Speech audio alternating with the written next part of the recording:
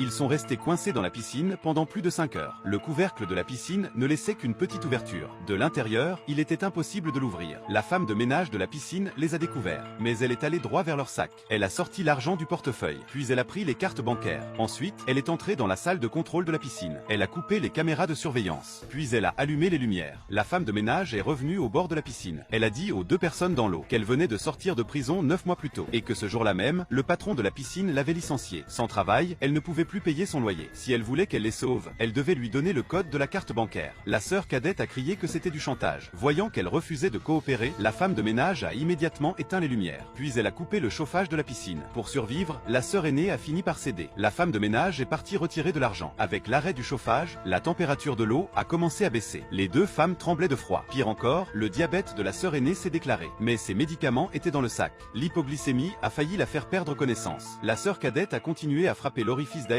avec un bol en plastique. En réalité, la femme de ménage était déjà revenue. Elle écoutait leur conversation en cachette, mais elle n'avait aucune intention de les libérer. La sœur cadette a frappé le couvercle avec frénésie. Elle a crié qu'elle lui avait déjà donné le code et qu'elle avait déjà pris l'argent. La femme de ménage a répondu froidement qu'il n'y avait que 80 € sur la carte. Même pas de quoi se coincer entre les dents.